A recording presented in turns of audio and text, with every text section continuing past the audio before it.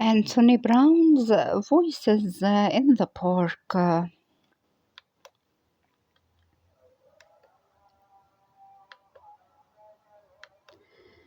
Voices in the Park is a British postmodern picture book. By postmodern, we mean that it belongs to the second half of the 20th century. It's a picture book because its narrative depends on both the picture and the written word. The book is addressed for children and young adults, although it discusses very serious themes and issues. It's published in 1999. The book is characterized by the complex interconnectedness between the visual and the verbal signs. By visual signs, we mean the pictures and the colors and the frames of the pictures and the impressionistic techniques used by the illustrator, and by verbal signs we mean the written word on the page with the font type or the interface together with some other elements such as the punctuation and capitalization. In this picture book, characters assume apes shapes or characters take the form of monkeys with human traits or human characteristics. The book offers a parallelism or a similarity between two families, a rich family and a poor family. Both are one parent family. The first family consists of a wealthy mother and a lonely child in the name of Charles, while the second family consists of a poor, desperate, jobless father who lives with his daughter Smudge. One day, the two families encounter accidentally in a public park, which is supposed to be in England. A well-dressed woman, her sad, docile, or submissive son, Charles, and their pedigree dog, Victoria, enter a city park. An unemployed father and his cheerful daughter, Smudge, with their mongrel or poor dog, Albert, come to the park also. The father needed to get out of the house. While the father and the daughter are going to the park, they pass a man sitting on the street asking for money. A beggar, of course. It's a symbol of the deteriorated or bad economic conditions after 1970s.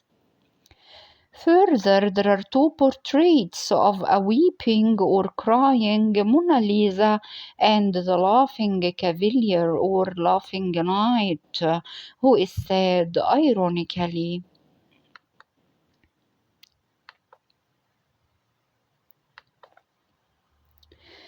Four different voices tell their own versions of the same walk in the park. Each speaker has a distinct font or typeface and a distinct season. This, of course, has to do with the impressionistic technique as the illustrator chooses the background to represent a particular season of the year as a background for the speech or the voice of every character, which is appropriate to the personality of the speaker.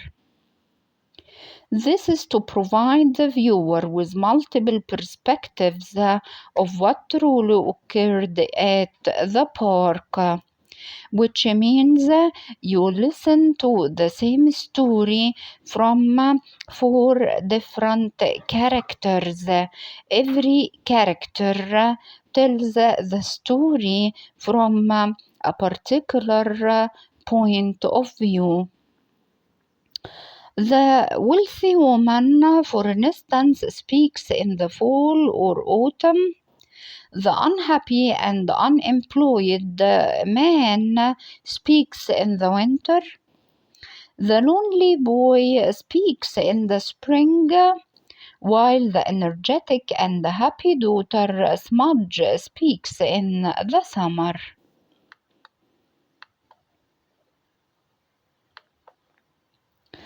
The four persons in this story are all prejudge of others.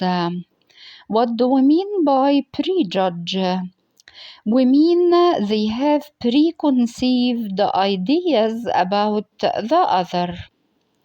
Charles has masculine prejudice انحياز ضد الأنثى as he is reluctant or annoyed to play with Smudge at the beginning because she is a girl.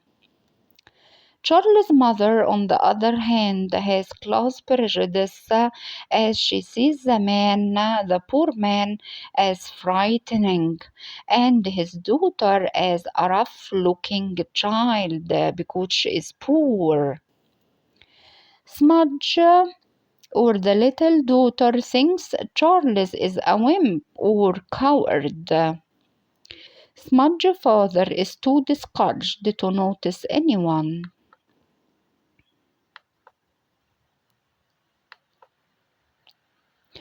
The mother, for instance, looks in contempt and disgust to the man because she believes that the poor are dangerous, frightful types at the park these days.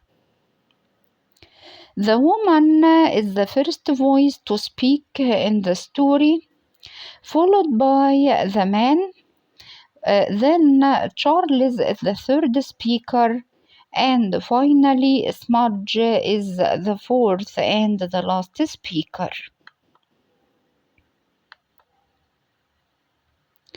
Smudge approaches Charles in the park and offers to play with him, which is a kind of sex role reversal or breaking the stereotypes because here Charles is shy while Smudge is a bold girl who advances towards him.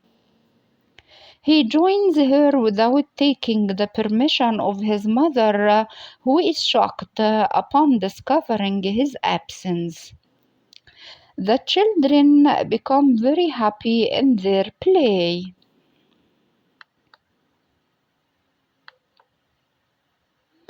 Then everyone goes home with a small bit of hope. On the way back to home, the street scene will be cheerful to indicate the improved emotional state of the father after accompanying his daughter to the park. The beggar in the clothes of Santa Claus is dancing. We have a real Mona Lisa and a cavalier or a knight dancing together as real characters, not inside portraits. At home, the father enjoys a cup of tea made by his daughter. This is the end of the plot summary of Voices in the Park. Thanks for watching and goodbye.